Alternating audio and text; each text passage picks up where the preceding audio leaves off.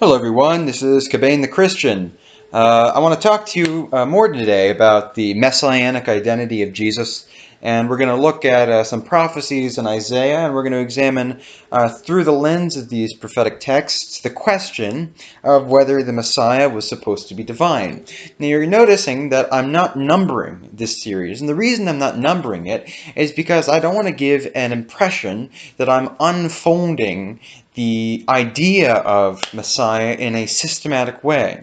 There are going to be videos where I'm going to try to do that in some kind of order, but unless I'm doing that kind of thing, I don't want to provide a number so as to say that you have to watch it in a particular order. I noticed there were some people who were upset about my comments I made on the Talmud, basically criticizing those who go all out against the Talmud. And I should say right now that I'm neither for nor against the Talmud. If you want to make a critique of the Talmud, I have no problem with that. My problem is not with those who criticize the Talmud, but with those who criticize it on the basis of a compilation of quotations they read on the internet, without really understanding the depth of the subject, or even attempting to do a depth study. So to say something like, the Talmud is anti-Christian, or the Talmud is a blasphemous text, or the Talmud is a racialist text, to say those kinds of things, if you want to make a case for them, that's fine, but you have to make a case for it based on doing an extended period of study, and with recognition of how long and diverse the Talmudic texts really are. Anyway, today I want to talk about the divinity of the Messiah, specifically through the lens of Isaiah. And this is based on some writing that I've done today on the subject. So we'll start with the concept of light and darkness. I mentioned in my other videos that light is one of the major literary threads in the book of Isaiah. And the way to really understand Isaiah is to take these threads and to work through the entire book by noting the way that these particular themes unfold. For example, there's the concept of the word that stands and the word of the nations that does not stand. When you notice how texts which refer to stuff like this integrates, then you're able to get a clearer picture of Isaiah's messianic vision. It's very interesting that when you read a text like Isaiah 8, chapter 8, which remember comes immediately after Isaiah 7 and the prophecy of the Alma, who will conceive and bear a son, consider what it says, and we've talked about this in some other videos. After saying that Assyria will sweep into Judah and fill the breadth of your land, O Emmanuel. Emmanuel is the heir of the land. Isaiah says, be broken, you peoples, be shattered. Give ear, you far countries, strap on your armor and be shattered. Strap on your armor and be shattered. Take counsel together, but it will come to nothing. Speak a word, but it will not stand, for God is with us. Now, the interesting thing about this text is the way that it relates to other texts in the book of Isaiah. When the prophet, or when God through the prophet says, take counsel together, but it will come to nothing. Speak a word, but it will not stand, for God is with us. Obviously, God is with us is related to Emmanuel, which means God with us, or God is with us. And then the statement to a word which will not stand echoes Isaiah 7:7, speaking of the plans of Syria and Ephraim, saying, it shall not stand, and it shall not come to pass.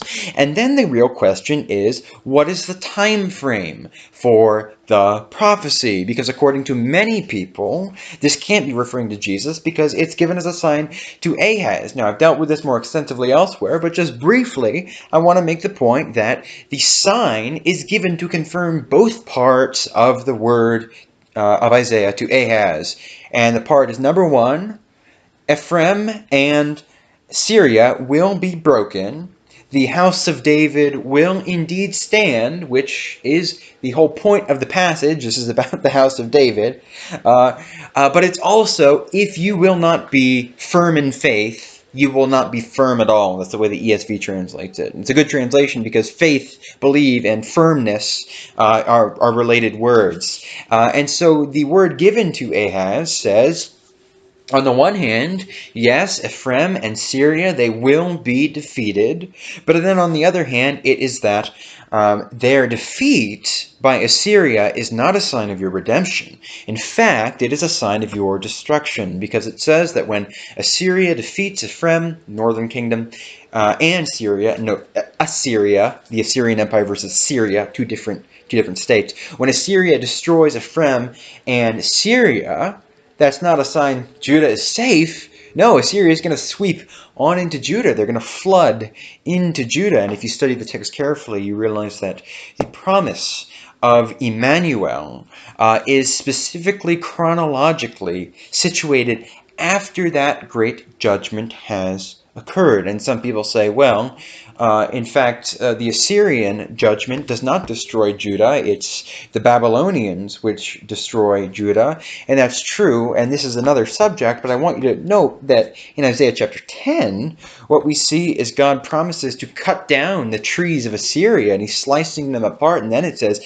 and there shall come forth a shoot from the stump of Jesse. So the coming of the Messiah is placed after the Assyrian conquests. And when you study this in Isaiah 40 to 55, and you study it in light of the book of Daniel, what you realize is that the prophets conceive of the Assyrians, the Babylonians, the Persians, the Greeks, and the Romans as kind of a single entity. Daniel sees them, starting with the Babylonians, as one statue. And this is really important. Isaiah 40 to 55 is going to unfold this in more detail. We're going to examine this text. We've already examined it in another video, but I want to look at it in some more detail. Share with you some of the new things I've discovered. Isaiah 40 to 55, if you study it carefully, what you notice is that the end of Isaiah 43 gives a prophecy of the destruction of the temple in the future. And there have been attempts to reread that, but in fact the most natural reading is that Isaiah 41 to 43 is referring to what's going on in the Assyrian period and the redemption that is given to Judah in the days of King Hezekiah. And it's described as a new exodus because the angel of the Lord comes and he slays in the night the Assyrian troops. This is obviously a paschal theme. Isaiah 44 to 48 then describes Israel returning from her exile in Babylon, and you'll notice that Israel is not described explicitly as worshiping idols. The sin is different in Isaiah 44 to 48. Isaiah 48 tells us about the sin, and it's you have the word of God, but, quote, will you not declare it? This is a different period in history, and it's a different sin. It's the sin that Paul deals with, Romans 2:17 to 24, and Romans 3:1 to 8, that Israel, called and elected as the light of the world, has in fact not been exercising her vocation as the light to the nations. Then Isaiah 49 to 54 describes the work of the servant, the messianic servant. And that is why we are given these messianic prophecies earlier in the book in light of what seems to be an immediate redemption from Assyria, and then the Messiah will come. We're meant to read these texts in light of what we read in Isaiah 40 to 66. My overarching point, which I meant to get here was actually about Isaiah 8:10, which is that it says, take counsel, but it will not stand, take counsel together, it will come to nothing. Speak a word, it will not stand, for God is with us. And so the question is, well, is this about an immediate fulfillment of the prophecy we're given? In fact, to me, it's very clear that it's not. If you look in the immediate context, you see Isaiah 8:16, bind up the testimony, seal the teaching among my disciples. I will wait for the Lord who is hiding his face from the house of Jacob, and I will hope in him. In Daniel chapter 12, you see the same language about sealing up a scroll, given to refer to prophecies which have a distant fulfillment. And then the real clincher, I think, if we want to locate the chronological context of the fulfillment of Isaiah 7 to 8, is in the echoes of this text in Isaiah 40 to 55. Isaiah 40 verse 8 says this, the grass withers, the flower fades, but the word of our God will stand forever. therefore thereby echoing, take counsel, but it will come to nothing, speak a word, but it will not stand. Their word will not stand. Here, the word of our God will stand forever. Well, Isaiah 8, why won't the word stand? For God is with us. And so the question is Emmanuel actually saying what Christians believe he's saying? Is this really about the incarnation of Israel's God? Taken alone, it could be that Emmanuel just means God is with us. It could just be a sign that the Lord is faithful. But I think when you look at the way that Isaiah 8:10 is used in Isaiah 48, and you look at what the prophet says next, we're shown that it's actually something more. Isaiah 49, get you up to a high mountain, O Zion, herald of good news, or the gospel. Lift up your voice with strength, O Jerusalem, herald of the gospel. Lift it up, fear not. Say to the cities of Judah, behold your God. So the visible presence of Israel's God is interestingly associated with the echo of the fulfillment of Isaiah 7, which we Christians believe is about the birth of Jesus. And there's another echo of Isaiah 8:10 in this section, Isaiah 40 to 55. We see Isaiah 46:8. Now this is what God says. Remember this and stand firm. Call it to mind, you transgressors. Remember the former things of old, for I am God. There is no other. I am God, and there is none like me, declaring the end from the beginning, and from ancient times things not yet done, saying, my counsel will stand, and I will accomplish all my purpose. And so we see, my counsel shall stand corresponds to take counsel together, and their word will not stand.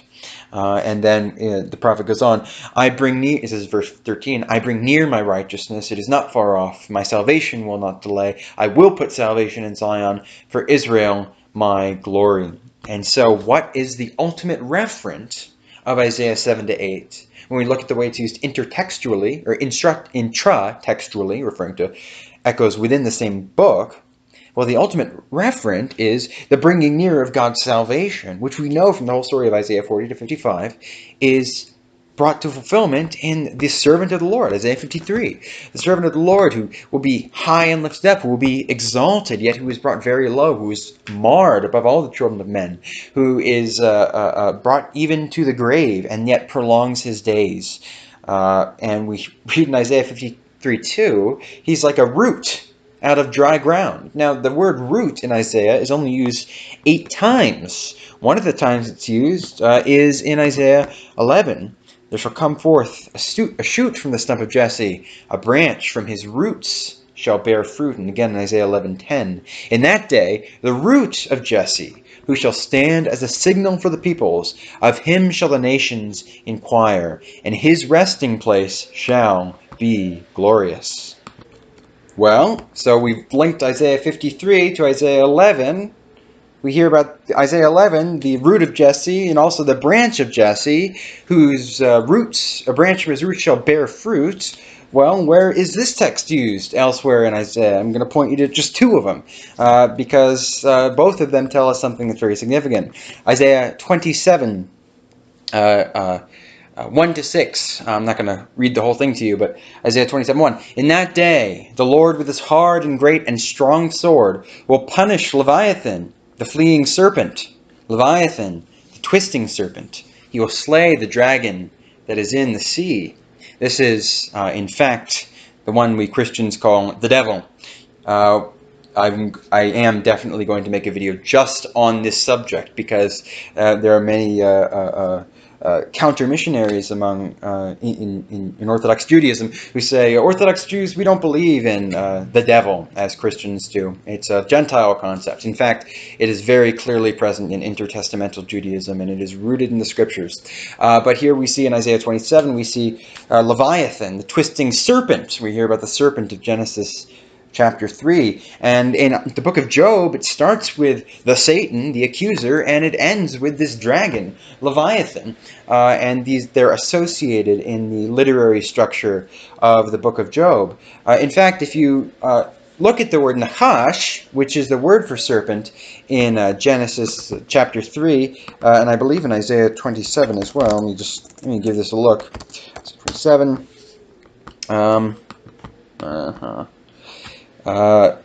Nachash. Pretty sure. Yeah, it is. It is. Isaiah 27. It's Nakash. Now, the word Nakash, as Michael Heiser points out, is very interesting. Nakash means as a noun, it means serpent. Okay, but as an adjective, it means bright. And you might say, well, what does that mean? Well, here's the question. What are some other words that are used for celestial beings in the Hebrew Bible? There's seraph. Seraph, actually, as a noun, means serpent. And as an adjective, it means burning, or maybe that's a verb. But either way, it means both burning and serpent. So there are words that are used of serpentine beings in the Hebrew Bible, which refer actually to celestial beings. So that is what we hear in Isaiah 27:1. And then we have the reference to the redeemed vineyard, Isaiah 27:2. In that day, a pleasant vineyard, sing of it. I, the Lord, am its keeper. Every moment I water it. That's a reference back to Isaiah 5, which describes the rebellious vineyard, which was Israel before its redemption.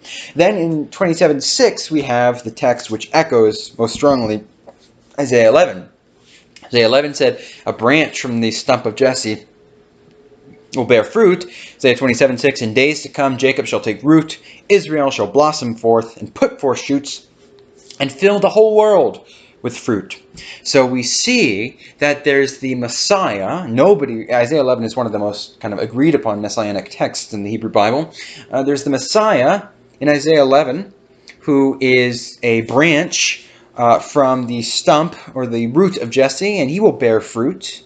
And then we hear in Isaiah 27:6 that at the redemption of Israel, Jacob shall take root, Israel shall blossom and put forth shoots, and fill the whole world with fruit. So he's kind of the first bit of this plant, which is going to grow and blossom forth and be hugely prosperous, and it's going to fill the entire world with fruit. Why? Because we see in Zechariah, it says, his rule will be from the river to the ends of the earth. Now, when Zechariah says that in Zechariah 9, it's actually an allusion to Genesis 15, where it describes the boundaries of the promised land. It says it will be from one river to another, or something like that. I'm not going to look it up exactly right now, but there is an allusion there. And instead of giving the boundaries of one particular land in Zechariah 9, the prophet tells us from the river to the ends of the earth. It's the whole world which is going to be his dominion. The nations are all going to come and worship the one God of Israel. Now, another place where Isaiah 11 is echoed is in Isaiah chapter 60. Now, Isaiah chapter 60 is an interesting text. It describes the coming of the nations to worship the one God, to glorify the city of Jerusalem. And the city of Jerusalem is filled with the glory cloud. It's filled with the presence of the Lord. This is the theme that has already been examined many, many times in Isaiah. And this is part of that overarching theme. Now, Isaiah chapter 60, one of the places is in Isaiah chapter 60. We saw in Isaiah 11 that the resting place of the root and the offspring of Jesse would be glorious. And here we see in Isaiah 60:13 that the Lord says, I will make the place of my feet glorious. And then Isaiah 66 refers to the actual word used in Isaiah 11 for rest, for resting place. Isaiah 66:1. Thus says the Lord, heaven is my throne, the earth is my footstool. What is the house you would build for me, and what is the place of my rest? And Isaiah 66 is given in the context of speaking of the entirety of the creation as God's temple. And that is rooted in the call of Isaiah, where the seraphim say, the whole earth is full of his glory. The glory is the thing that fills the temple. Isaiah 65 says, I create Jerusalem to be a joy. And then says, I create a new heavens and a new earth. These two things being thus constructed in parallel. The New Jerusalem is the new heavens and the new earth. And so we see in Ezekiel 40 that the temple in the eschatological, the messianic age, is the city. And also in Isaiah 25 and in Isaiah 27 and in many other texts in the book of Isaiah. I'm not sure if this Isaiah 27 citation was correct, but there are many texts in Isaiah, including Isaiah 25, which refer to the whole city of Jerusalem being glorified, being the temple, because it's filled with the glory of God. You see this in Isaiah 4:3. He who is left in Zion and remains in Jerusalem will be called holy, everyone who has been recorded for life in Jerusalem. Then the Lord will create over the whole site of Mount Zion, over her assemblies, a cloud by day, smoke and shining of a flaming fire by night.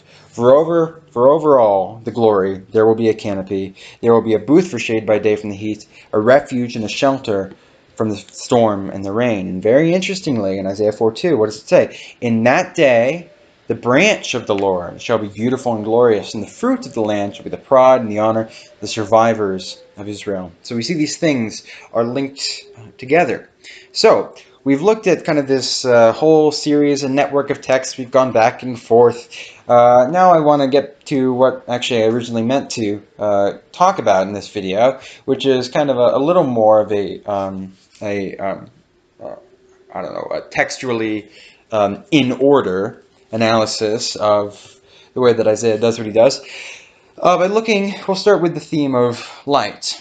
The theme of light in Isaiah is a very interesting one. I recommend that you guys do a word study of the word for light in Isaiah. And this is a very good way to really start getting into the details and the flow of the biblical text. Start doing word studies. Go get a good interlinear on Bible Hub or whatever, and just click the Strong's number and see every time that the word is used. You can do this better with Logos Bible software, but you can start it with stuff like Bible Hub, and you start to notice very interesting things. And of course, if you know Hebrew, it's much easier. So Isaiah 2, we see that you have Zion lifted up, the word of the Lord, the Torah goes forth from Jerusalem. The nations are streaming and flowing to the God of Israel. It's interesting, by the way, that we see that the nations are said to flow to Zion, and that you just tend to pass that right over, but the word flow is an important one. We always have to think very concretely. Why does the biblical author, why does the Holy Spirit use this word and not another word? Well, the word flow is a word that's used for rivers and such. The theme of the river is important in Isaiah in relation to Israel and the nations. At the end of Isaiah, we see that the river goes out from Jerusalem, and it brings the glory of the nations back to Jerusalem, where it glorifies the house of the Lord. In Ezekiel 47, we see the river of life wells up in the Holy of Holies, and it flows out, and it gives life to the fish of the Dead Sea. That's a symbol for the ingathering of the nations, and it's actually used, I'm not going to prove this right now, but it's used in John 21 when we hear about the 153 fish. This is a symbol for the ingathering of the nations into the body of Christ, which is why it's an untorn net, and that links to the untorn garment, which is a reference to the garment of the high priest in John chapter 19. The word flow is also important because it goes back to a theme in Genesis. In Genesis chapter 2, Eden is on a mountain. We know that because there's a river which wells up above it. And that river is at the top of what I'll call Mount Eden, or the well of the water of life is at the top of Mount Eden, and it flows downwards. If it's flowing downwards, it has to be on an elevated location. It flows downwards into the garden, where it divides into 4, and then that flows to the ends of the earth. And these rivers mark the boundaries of various lands in the original creation design. We're given the description of 2 of these lands. One of them is Eden, which produces food. The other is Havilah, which produces precious metals. So the rivers divide various natural lands and resources, and in God's ultimate creative intent, He wants to create many nations, many families, each with its unique culture, skills, and civilization, all of them united in one confession of one God, leading them to cooperate and glorify and mature the creation, thereby leading man to exercise his vocation as the partner in God's creative work, as the image of God. So that's where we hear the word divided first. And the next time we hear the word divided is in Genesis 10, where the nations are divided out from their descent from Noah. It's a threefold division. The human family is a three-branch tree. You have Shem, Ham, and Japheth. And so the link is in the rivers. The rivers divide the nations, and then the nations themselves are divided. And so when we see the nations flowing to the God of Israel, that's a reference back to this theme, and it's no accident then that at the end of Isaiah we hear about a river leading the glory of the nations to Israel. In Zechariah 14 also we see the river of life flowing and being associated with the conversion of the Gentile nations. And then Isaiah 2:5, O house of Jacob, come, let us walk in the light of the Lord. So we already have this theme of light being given to us here in the context of the ingathering of the Gentile nations, the illumining of the Gentile nations. And we then see this theme picked up in Isaiah chapter 9. Isaiah 9:1. There will be no gloom for her who is in anguish. In the former time he brought into contempt the land of Zebulun and the land of Naphtali. In the latter time he has made glorious the way of the sea, the land beyond the Jordan, Galilee of the nations. The people who have walked in darkness have seen a great light. Who dwelt in a land of deep darkness, on them light has shined. And then God describes the redemption of Israel, ultimately coming to Isaiah 9:6-7. For to us a child is born, to us a son is given, government shall be upon his shoulder, his name shall be called Wonderful Counselor, Mighty God, Father forever, Prince of Peace. Of the increase of his government and of peace there will be no end, on the throne of David and over his kingdom, to establish it and uphold it with justice and righteousness from this time forth and forevermore. The zeal of the Lord of hosts will do this. And that's how we know. I mean, it's very strange when I hear people say this is about Hezekiah. It's not a messianic prophecy. Because we're told that this king will have an increase of government without end, on the throne of David and over his kingdom forevermore. I mean, clearly this is referring to something that is greater than Hezekiah. But the important thing here is that we see this theme of light picked up, and the theme of light is picked up in the very context of referring to the ingathering of the nations. That's why Galilee of the nations is referred to.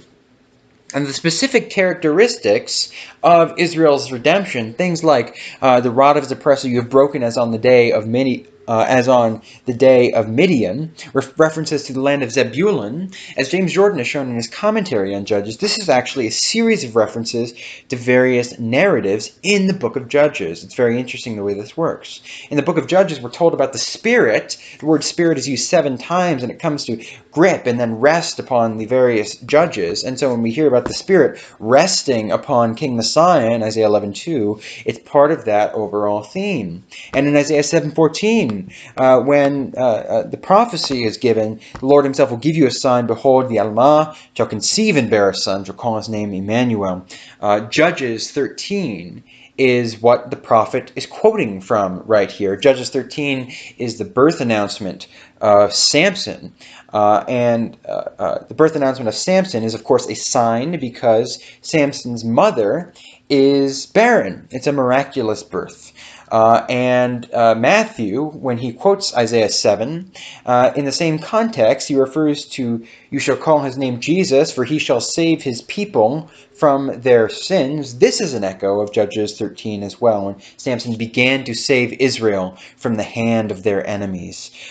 So there's an elusive strategy in Isaiah 7 to 11, and more broadly in the book, which links the Messiah with the judges who ruled Israel before the coming of the kings, because the judges are all a type of King Messiah who brings the final redemption. But we see that the theme of light unfolds from Isaiah chapter 2 to Isaiah chapter 9. And so we know that now the light which illumines the house of Israel and is instrumental in gathering the Gentiles, this is associated very closely with the Messianic age. And that's very important. We also see in Isaiah 9 that the name given to the Messianic king seems to indicate some kind of divinity. Now, there have been attempts to try to translate this away, but as far as I understand the issue, those translations are very difficult to sustain, and I'm not just speaking about, of course, Christian translators, but there are plenty of secular Hebrew Bible scholars who would go with the translation traditional and our Christian tradition. But this isn't just a matter of looking at Isaiah 9:6 itself. In fact, the only other time that the phrase mighty God or El Gibor is used is in the very next chapter, Isaiah 10. We hear Isaiah 10:21. A remnant will return, a remnant of Jacob, to the mighty God. So, well, where's that phrase come from? Well, it comes from Isaiah 9:6. This is the Messianic King, who is El Gibor, who is the mighty God. And the theme of light is picked up in Isaiah 10 as well. And we're here, the light of Israel will become a fire, and his Holy One a flame, and it will burn and devour his thorns and briars in one day. The glory of his forest and his fruitful land, the Lord will destroy both soul and body as Israel's enemies. And it will be as when a sick man wastes away. The remnant of the trees of his forest will be so few that a child will can write them down. And then we hear the word about the remnant. So this is interesting. One of the interesting things we see in the Hebrew Bible and its descriptions of the Messianic age is the description of the Messiah leading kind of a victory over all nations. And this kind of provides a prima facie case for a very militaristic concept of the Messiah. But I want to argue that that is in fact not what is going on. At least it's not the only thing that is going on. One of the things that we read about in the scriptures is the way in which language of tool making and development of the creation is described in military terms. So in Genesis chapter 1, what happens? Well, God creates heaven and earth on the first day. That's God's throne room, all the angelic hosts, and then he creates the earth, which is formless, void, and dark. And then God shapes the earth and molds it and brightens it and fills it for the 6 days. And then he creates man in his image, and he tells man to subdue it, and then God comes to his rest. Well, the word rest is often used in a military context. After Joshua and Israel come into the land and bring about the conquest, then we're told that Israel entered into her rest. The king, after defeating his enemies, sits and rests on his throne. And so we see in various ancient creation stories that there's also a concept of this kind of primeval battle. And while we don't see a battle in Genesis 1, we do see this kind of conceptual connection about rest. And what I want to suggest to you is that we have to understand one of the manifestations of what I like to call the conceptual flexibility of judgment language in the Hebrew Bible. One example of this conceptual flexibility is on the issue of slavery. So slavery sounds something like is very negative. If we want to, if Israel enslaves all nations, that's something that the rest of the nations presumably aren't going to like very much. But in Exodus, there is a different kind of slavery. A slave is brought into an Israelite household for 7 years, and in the 7th year, he's given a Sabbath, and he's freed with wealth to get him going, symbolizing in miniature the Israelite Exodus. But he can do this thing where he will have his ear circumcised to open his ear to hear the voice of his master. And he says, I love my master, I want to stay in the household. And he will be a son of the household.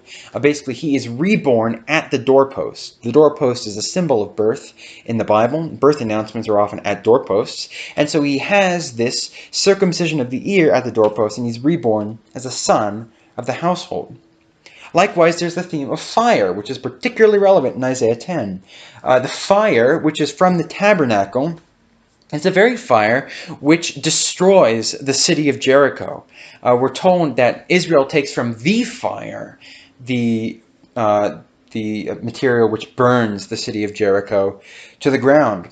We see Nadab and Abihu, when they bring strange fire before the Lord, God's fire comes out and destroys them. At the same time, there's fire, the same fire can glorify and redeem people depending on their state. Moses has his face brightened and glorified by the fire that he beholds on the mountain of God. Isaiah likewise is filled with the Spirit. In Isaiah 6, when he has a burning coal, which represents the presence of God, and is put to his lips, and he's filled with the Spirit, and he's glorified, and he becomes a prophet. Likewise, the theme of water. Water is something which both baptizes and redeems, and it's something which destroys. The same water which drowns the whole world at the time of the flood is the water which lifts up the ark to the top of the holy mountain and exalts Noah, so that when Noah comes off the ark, whereas it was God who planted a garden in Genesis 2, now Noah plants a vineyard. And whereas it was God who rested in Genesis 2, now it is Noah who rests in his tent. And whereas it is God who pronounces curses in Genesis 3, now it is Noah who pronounces blessings and curses. He's been exalted. And so water both baptizes, it glorifies, and it can also drown. So this conceptual flexibility is a very important thing. Genesis 1, when God gives man his instructions, he's told to subdue or conquer the earth. The word is the very word conquer that's used in Joshua 18:1, which actually echoes Genesis 1, saying the whole land lay subdued before them, that is, the people of Israel. In Judges and Samuel, there are incidents where all of the weapons are taken from Israel and they defeat their enemies with tools. With tools, agricultural tools. In Isaiah 2, we're told that the nations will beat their swords into plowshares, their spears into pruning hooks. They don't just destroy their swords and their spears. They turn them into tools, agricultural tools. And this is because man is God's partner in bringing the creation to its final eschatological Sabbath. And what does it mean to be God's partner, not just in the work of defeating God's enemies, but in the work of completing creation? It means the way that you bring the creation to subduction, the way that you conquer it, is by developing it. It's by taking the raw material of the world and increasing it in its value. That's why the language of wealth is so pervasive in the scriptures as a symbol of redemption. It is the riches of God's glory. When we're glorified, that means that we've been brought to full actuality. The potentials which are intrinsic to our nature have been actualized by being filled with the glory of God, because we're created to dwell in God and for God to dwell in us. And that is why Israel, the blessings that are meant to accumulate upon Israel and do in fact do so in the ultimate promise of the new covenant, remembering that I think we're in the early church, which do in fact do so in the promises of the new covenant, those blessings are described in terms of wealth. I have a long article on this. I'll do a video on this specific subject sometime. But what this means is that it's about the development of the creation. It's about taking the raw material of the world and pouring into it our mind and our rationality and our creativity and our affinity for beauty, and developing it in art, technology, science, culture, all of this kind of stuff. This is what it means to subdue and to redeem, to bring the world to its natural end, to mature and beautify the creation. Zechariah also says these are the four horns which scattered Israel. Well, what's it talking about? It's talking about the liturgical horns. The horns are the four horns of the altar. What scattered Israel? Was it weapons? No, it wasn't weapons. If you think it was weapons, you missed the whole point of the prophets. It's not weapons which got rid of Israel from the land. It's not weapons which brought them to exile. It's idolatry. And what is it that comes to bring redemption? It's craftsmen. Craftsmen are the ultimate means of conquest. And so conquest is conceptually flexible because it also includes within itself the potential for glorification. And so when we go to Isaiah 10, and we see that Israel is lit on fire, and it reduces all of the other nations to stubble, and particularly in view here is the nation of Assyria, We're not being told that all of the nations are going to be slaughtered and brought to judgment. It's conceptually flexible. Those who rebel against the messianic king will be judged, but those who submit will be blessed. And they're both incorporated under the language of fire. And if you want proof of that, Isaiah 10 is referring to the judgment on Assyria. Well, Isaiah 19, it says that God is going to redeem Assyria and redeem Egypt. And there's this beautiful text at the end of Isaiah 19 that needs to be cited to anyone who thinks the Old Testament God is not a God who loves, or that Jonah is just some kind of weird exception to the rule. It says in Isaiah 19, the Lord will strike Egypt, striking and healing, and they will return to the Lord, and he will listen to their pleas for mercy and heal them.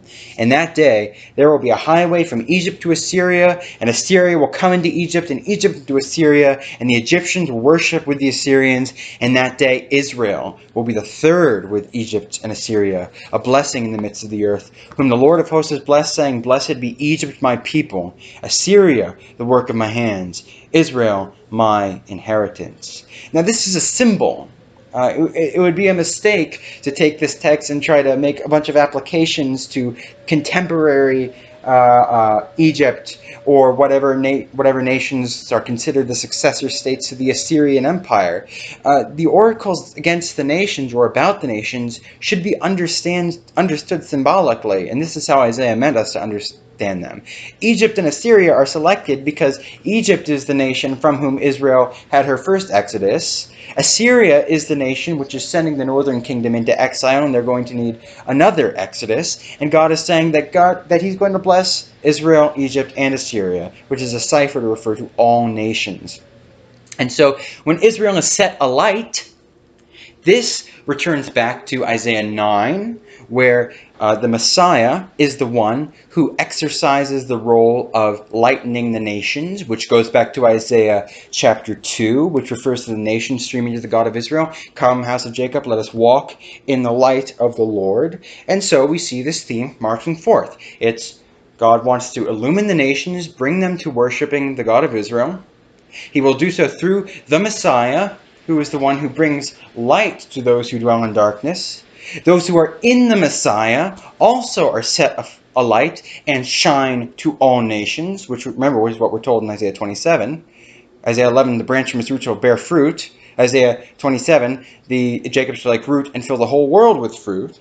And then we move forward to Isaiah chapter 49. Isaiah chapter 49, we has this theme as well. Isaiah 49:3. This is God speaking to the servant. You are my servant, Israel, in whom I will be glorified. Now let's remember the context here. Isaiah 40-48 has described Israel's election and vocation to be the light of the world. But Isaiah 42 tells us very clearly that the servant herself is blind. The language of blindness is used because it's about idolatry. You become like what you worship. The Psalms say that explicitly. Israel is described as stiff-necked because calves and cattle are stiff-necked. They stiffen their necks, and it's a way of referring to Israel's being an idolatrous people. Isaiah 6, the prophet's mission is to accelerate the increase of Israel's blindness. And so Isaiah 42, Israel is supposed to be the light of the world, but Israel is blind. And ultimately, when we come here to Isaiah 49, we see that the election of Israel to be the light of the world falls upon a singular servant. Remember, the first person called Israel is a person. David, the king, he is the second Jacob. His story repeats the story of Jacob in many ways. His problems with his sons parallel the problems that Jacob has with his sons. And so the servant is the messianic king, and he's also the representative embodiment of the nation Israel.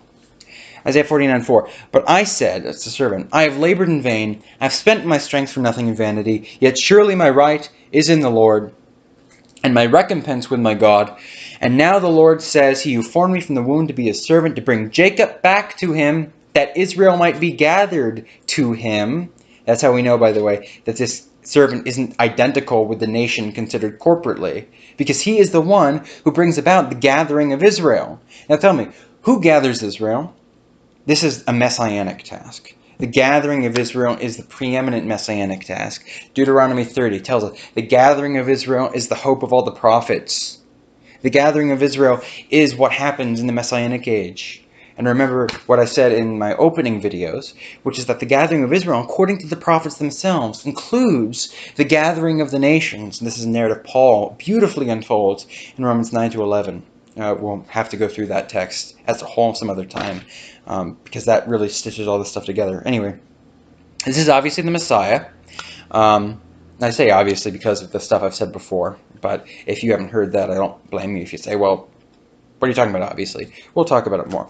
For I am honored in the eyes of the Lord, back to Isaiah 49:5, and God has become my strength. Isaiah 49:6, it is too light a thing that you should be my servant to raise up the tribes of Jacob, to bring back the preserved of Israel. I will make you as a light for the nations, that my salvation may reach to the ends of the earth. And so now we see that theme of illumining the nations, which we saw in Isaiah 10, which we saw in Isaiah 9, going back to Isaiah 2. This falls upon the singular servant of the Lord, who is thereby identified with the Messianic King, through whom this happens instrumentally. Then we see Isaiah 51:4. Isaiah 51:4. Actually, we'll go to 50:10 first. 50:10. Who among you fears the Lord and obeys the voice of his servant? Let him who walks in darkness and has no light trust in the name of the Lord and rely on his God. This language of walking in darkness and seeing a great light goes back to Isaiah 9:2. So again, we see the servant linked up with Isaiah 9:2, which is a messianic text, very straightforwardly, because it's about the king who sits forever on the throne of David to govern over an eternal kingdom. Then Isaiah 51:4. Isaiah 51:4. Give attention to me, my people. Give ear to me, my nation. For a Torah, an instruction, a law, will go out from me, and I will set my justice as a light to the peoples. Well, this text is echoing the very language from Isaiah chapter 2. The peoples, who are lightened here in Isaiah 51:4, they go up to the mountain of God to learn his Torah. And after this, Isaiah invites them to walk in the light of the Lord. And so, these links reveal Isaiah 2, Isaiah 9, Isaiah 40 to 55. These are all linked up in the same kind of messianic eschatological context. So now, let's turn from here. You all know Isaiah 53, but let's turn from here to Isaiah 59:9. Isaiah 59:9. This is Israel speaking to God. Israel says, therefore justice is far from us. Righteousness does not overtake us. We hope for light, and behold darkness, and for brightness, but we walk in gloom. We grope for the wall like the blind. We grope like those who have no eyes. We stumble at noon as in the twilight. Among those in full vigor, we are like dead men. Well, note first that the language of blindness goes back to Isaiah 42, which goes back to Isaiah 6. This is about idolatry. This is Israel in her dead, idolatrous state. And the language in Isaiah 59:9, this recalls the language you've already seen about light. Isaiah 59:9, justice is far from us, and we hope for light, and behold darkness. So note the connection with the text we just looked over. We hear in Isaiah 59:9 about hoping for light and justice being far from us. Well, in Isaiah 51:4 says that a Torah will go out from me. I will set my justice as a light to the peoples. Isaiah 59 links with other texts in Isaiah in very remarkable ways, some of which we've already discussed, but we're just going to go over them again so that people who've only seen this video can understand what we're talking about. Well, we read in Isaiah 59:16, he, that is the Lord, saw that there was no man. He wondered that there was no one to intercede. And his own arm brought him salvation, and his righteousness upheld him. Well, no one to intercede. It's the servant, Isaiah 53, who makes intercession for the transgressor. So if there's no one to intercede, and the servant is interceding, what does it tell you about who the servant is? Isaiah 59:16 confirms it. It says, then his own arm brought him salvation. Isaiah 53 says, to whom has the arm of the Lord been revealed? Isaiah 52, the Lord has bared his holy arm before all nations. The language of the arm of the Lord is Exodus language. We read about it in Exodus 15. The mighty arm of the Lord is victorious over Pharaoh's kingdom and redeems his people and plants them on his holy mountain, as Exodus 15 tells us. And so, Isaiah 59, we have this language about justice going forth. We have this language about light. And then we have this language about intercession and about God's arm bringing salvation, which links us to Isaiah 53. But we're told more that's interesting. Remember, we've established through these links that these are messianic texts. This is referring to the same kind of thing that we saw in Isaiah 53. We're told, Isaiah 59:17, he put on his righteousness as a breastplate, helmet of salvation on his head. He put on garments of vengeance for clothing. He wrapped himself in zeal as a cloak. Well, the breastplate is almost certainly a reference to the breastplate of the high priest, which is the only prominent breastplate that I can recall at the moment in the Hebrew Bible. And remember, since we've already linked Isaiah 59 to Isaiah 53, what this indicates for us is that we should be looking for high priestly themes in Isaiah 53, and indeed we find them. The servant makes intercession for the transgressors, very high priestly. The high priest is the one who makes ritual intercession, and he sprinkles many nations.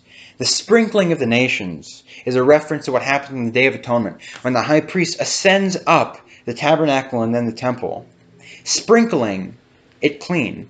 Now the sprinkling, he has a sevenfold sprinkling where he flips the blood on the various parts of the tabernacle 7 times. 7 is the number of creation, obviously. The world is made in 6 + 1 days. And Genesis 1 describes the creation as a sanctuary. And the high priest ascends on this cloud of incense, purifying the world. And he ascends all the way up to the Holy of Holies, which is the throne room of God. And he opens up the door between the Holy of Holies and the rest of the creation. This is described in terms of what Jesus Christ has done in the Gospel of John and in Ephesians, where Christ ascends above all things to bring redemption and unity between heaven and earth among everything in all creation. But sprinkling many nations is about the sprinkling clean of the entire world. And so it's no accident then that we are going to find high priestly themes here in Isaiah 59. And here we're given language which indicates that the Lord himself is wearing the vestments of the high priest. And this should not be surprising, by the way, because Isaiah 52 says that the servant is high and lifted up and shall be exalted. Well, the language high and lifted up, it refers only elsewhere in Isaiah, it's used 2 other times, to the God of Israel. And the time in Isaiah that it's referred to, which precedes Isaiah 52 and 53, is Isaiah 6, where it's not just the Lord who is high and lifted up, but he's lifted up in the temple. In the temple, which is the very context for the high priest's ascent. It's the train of his robe fills the temple. And so we hear about God putting on these beautiful garments. In Isaiah 60, the theme of light continues to unfold. We see Isaiah 61, arise, shine, your light has come. The glory of the Lord has risen upon you. Now, it's interesting here. I wouldn't use this as an argument for someone who doesn't believe. But when you look at language of rising, you start to see, actually, this is a pun on the resurrection. Apostle Paul in Romans does a play on this. At the beginning of Romans, he talks about about Jesus Christ as the one who is descended from David according to the flesh, but who's declared to be the Son of God in power, according to the Spirit of holiness, by his resurrection from the dead. Well, this is a reference to 2 Samuel 7, where God will raise up a son for David who will establish the kingdom forever. And then at the end of Romans, in Romans 15, Paul quotes Isaiah referring to the root of Jesse who rises to rule the nations, and in him shall the nations hope. And this kind of pun is used in Isaiah. Isaiah 2 describes the day when the nations cast away their idols. It says, when the Lord rises to terrify the earth. And it says, in that day, the Lord alone shall be exalted. Isaiah 52 says, the servant will be exalted. And so here we see, arise, shine, your light has come. The glory of the Lord has risen upon you. Then Isaiah 62, the Lord will arise upon you. His glory will be seen upon you. Isaiah 63, the nations shall come to your light, the kings to the brightness of your rising. This language is picked up in Revelation 21 in reference to the city of God, the church, incorporating and gathering the entirety of the creation, just as Isaiah 65 to 66 links together the New Jerusalem and the new creation. They're really ways of referring to one and the same thing. As the whole creation is matured, glorified, is citified. Citification is an important kind of frame of reference in the Bible, because citification is something which happens when you take the raw material of the world and you develop and you mold it and you shape it. One thing you notice is that in the tabernacle, and in the chariot of God, things move at direct right angles. Well, what do right angles signify? You won't find right angles in the kind of undeveloped natural world. There's something that reflects development, and they're very aesthetically pleasing, but they have to be developed and matured. And so when we see the language of the whole creation being a city, being gathered into the city, is a reference to the entirety of the creation kind of being matured and glorified, mankind completing its task as the co-creator, the creative partner, as the image of God with the Almighty. And so we see this language of glory, we see this language of light. The light then gathers all the nations to the light. And this, of course, goes back to Isaiah 2. Come, let us walk in the light of the Lord. The nations there, as here, are streaming to the God of Israel. It, of course, goes back to Isaiah 49, which describes the servant of the Lord as the light. He will make the servant a light for the nations. And then we see that Isaiah 59 is linked to one other text that I wanted to go to. It's Isaiah 63, and this is a very, very cool thing. It's one of the many examples of how the divinity of the Messiah is really shown forth in all sorts of texts that aren't usually used to demonstrate it, but when you see them, you really can't unsee it. So Isaiah 59 speaks of God's own arm, which brought salvation, just like Isaiah 53 describes the servant as the arm of the Lord. Isaiah 52, God bears his holy arm before the eyes of all nations. Well, Isaiah 63:5 says, I was astonished, this is God speaking, I was astonished that there was none to uphold, so my own arm brought salvation to me. Now, this is basically an exact quotation of Isaiah 59:16. Let me just read that for you. He saw, this is God, he saw that there was no man, and he wondered that there was no one to intercede. Then his own arm brought him salvation. So the only difference is that Isaiah 63 is narrated in the first person. This is the God of Israel speaking. Isaiah 59 is describing the God of Israel's work in the third person. And Isaiah 59 says, intercede. And Isaiah 63 says, uphold. But we know these two things are very much linked together. There are additional links that exist between these two texts. Both of them refer to garments. Isaiah 59 says of God, he put on garments of vengeance for his clothing. Then Isaiah 63, beginning in verse 1, it describes a figure. Who is this who comes from Edom? In crimson garments from Bozrah. He was splendid in his apparel, marching in the greatness of his strength. It is I speaking in righteousness, mighty to save. Why is your apparel red, and your garments like his who treads in the winepress? I have trodden the winepress alone. From the peoples no one was with me. I trod them in my anger, and trampled them in my wrath. In their juice spattered on my garments, and stained all my apparel. Now, juice obviously is a reference to blood. So why would it be described as juice? That's kind of weird. Well, we're going to see the answer in just a few moments. But I want you to keep that in mind. So we have garments mentioned in Isaiah 59 and in Isaiah 63. Isaiah 59:17 says, their garments of vengeance the Lord puts on. Isaiah 63:4, we hear, the day of vengeance was in my heart. This is the figure who comes from Edom. And my year of redemption had come. So who is this figure? we know that Isaiah 63:5 just continues the quotation here, and we know Isaiah 63:5 refers to Isaiah 59:17, which undoubtedly is referring to the God of Israel's work. So is this the God of Israel? Well, it certainly seems to be. The one who comes from Edom, well, this refers to Judges 5:4, which describes God marching from Edom.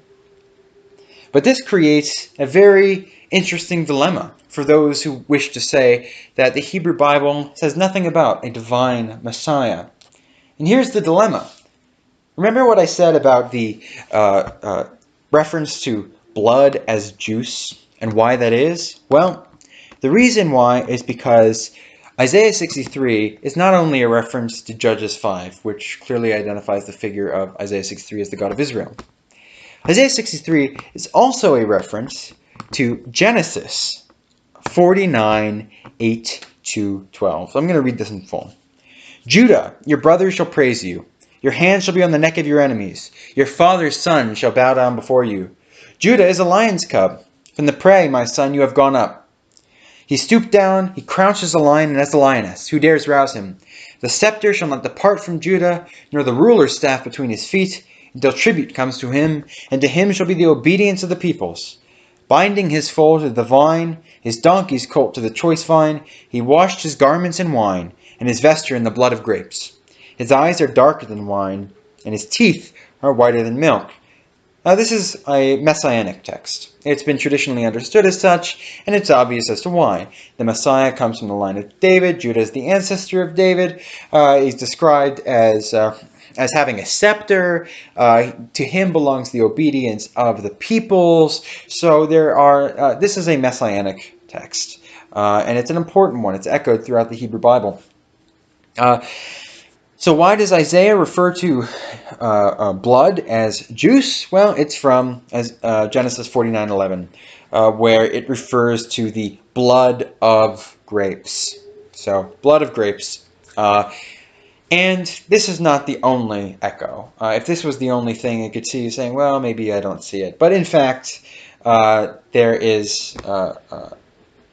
it's much more clear than that. Isaiah 63:2 describes the figure who comes from Edom, who is God, as the one who has red apparel. He has garments like one who treads in the winepress. That's another link to the blood of grapes. And then Genesis 49:11. He washes his garments in wine and his robes in the blood of grapes. So we have, on the one hand, an echo of Judges 5, showing that Isaiah 63 is about God. On the other hand, an echo of Genesis 49, showing that Isaiah 63 is about King Messiah. So, is it about God? Or is it about the Messiah? It's almost as if the Messiah is being linked mysteriously, or not so mysteriously, with the God of Israel. Now, a few more words about Genesis 49, because I want to show to you just a couple more things about it, and we're going to deal with this in more depth and in a more systematic way some other time. Genesis 49, verse 8, says this, Judah, your brothers shall praise you. This is a pun because Judah means praise. Your brothers shall praise you. Your hand shall be on the neck of your enemies. Your father's sons shall bow down to you. Well, where is that from? Well, father's son shall bow down to you. This comes from Genesis 37:10. After Joseph has his dream, Joseph has a dream where 11 stars, probably referring to constellations, and 11 chiefs bow down to him. As Genesis 37:9, behold, I have dreamed another dream. The sun, the moon, 11 stars are bowing down to me. The sun is his father, the moon is his mother, 11 stars or constellations are his 11 brothers. But when he told it to his father and his brothers, his father rebuked him and said to him, what is this dream you have dreamed?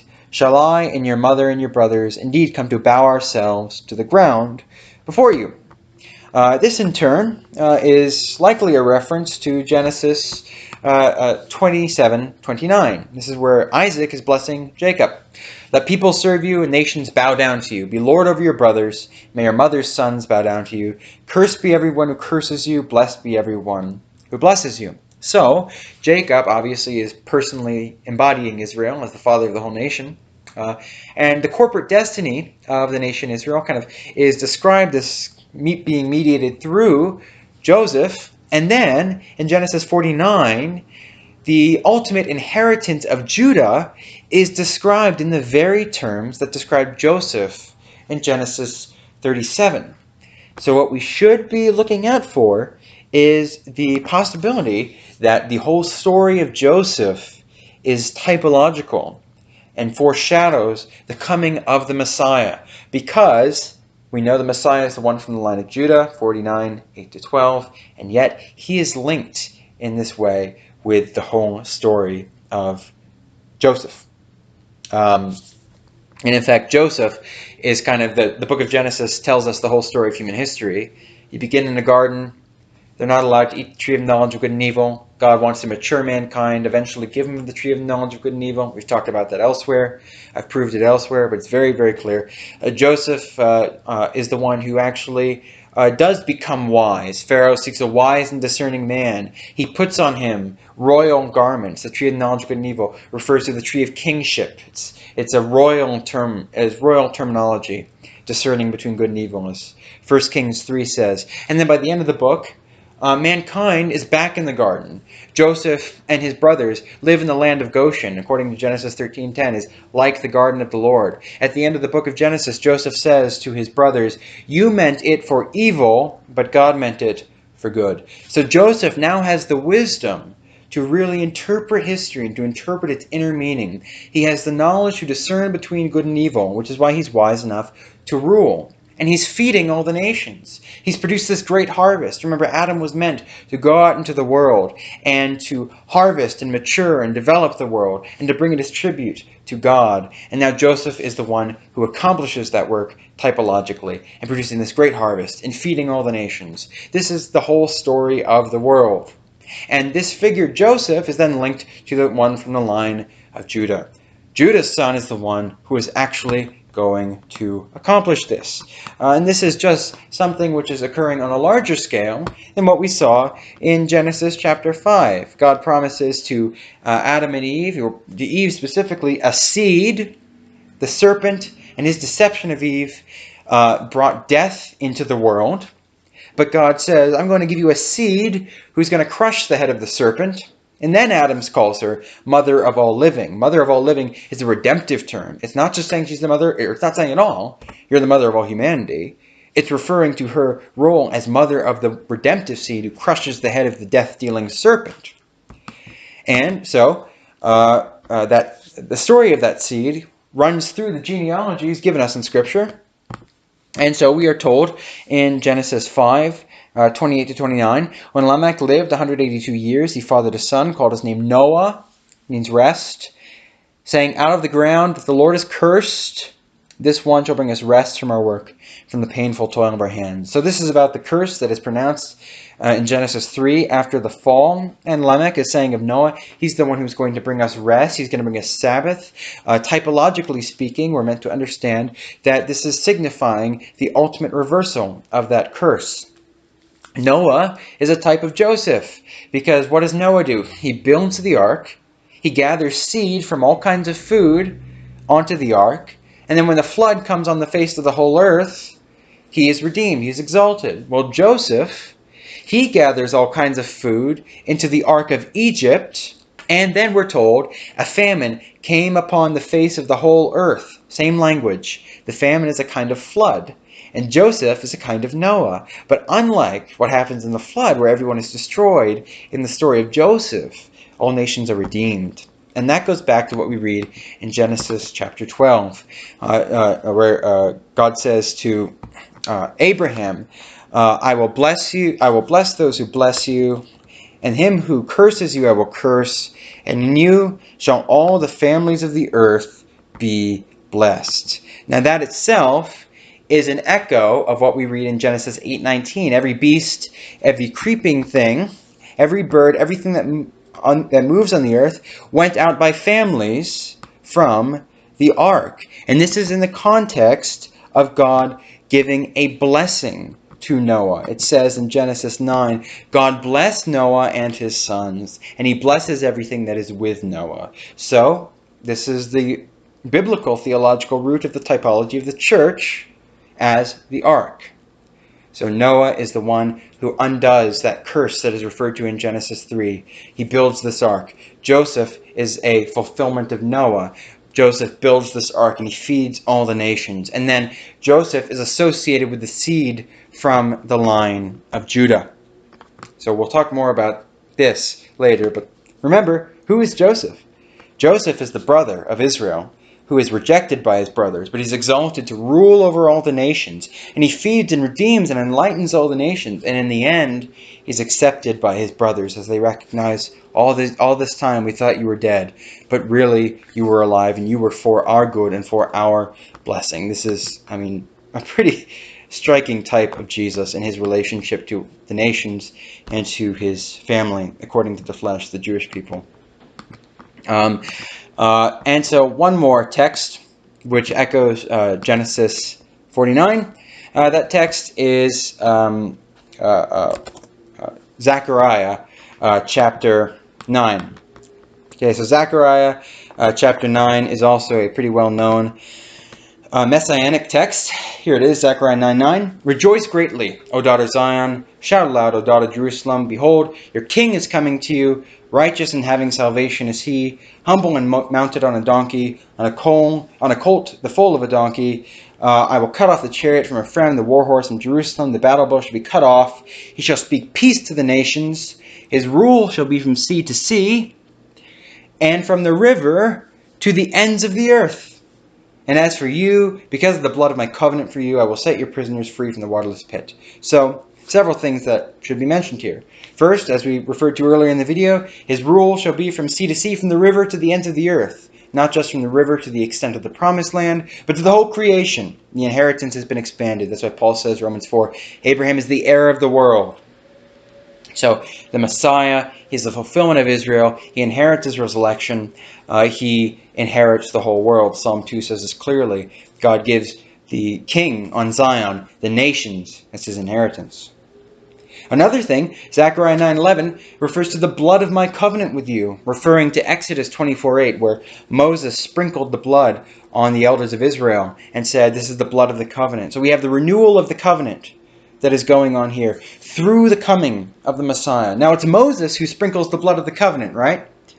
So the messianic king in Zechariah, I would argue to you, is being referred to as a new Moses. That's already developed in the Pentateuch. But when Moses returns to Egypt, remember he leaves Egypt, he rules under Jethro for 40 years, but he returns to Egypt with his family in Exodus chapter 4. And when he comes back in Exodus chapter 4, he comes back on a donkey. So Moses took this is 420, Moses took his wife and sons and had them ride on a donkey and went back into the land of Egypt, and Moses took the staff of God in his hand.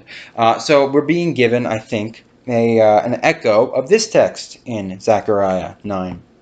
Finally, we're being given an echo of the text that we began with, which is Genesis 49. Actually, this isn't finally, this is penultimately. So we have the donkey, the colt, in Zechariah 9. This is the king, and the royal tribe is obviously Judah, because the messianic king comes through him.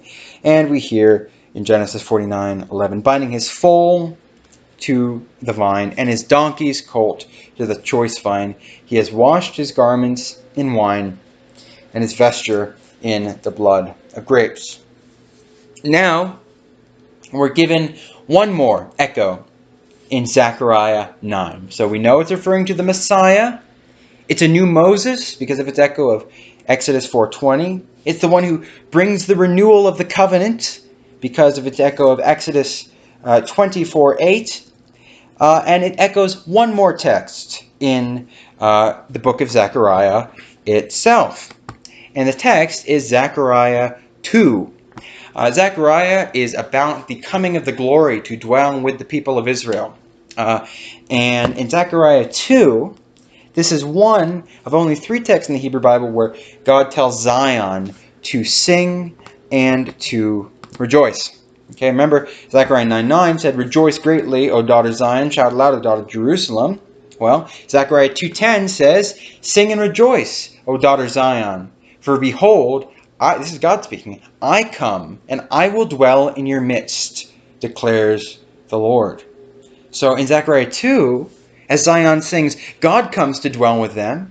In Zechariah 9, the Messiah, through its echo of Genesis 49, we know it's the Messiah. Who's the one coming there? It's the Messiah who's coming on a donkey, humble, mounted on a donkey, on a colt, the foal of a donkey. So, Messiah comes, God of Israel comes. And then Zechariah 2:11, "And many nations shall join themselves to the Lord in that day, and shall be my people.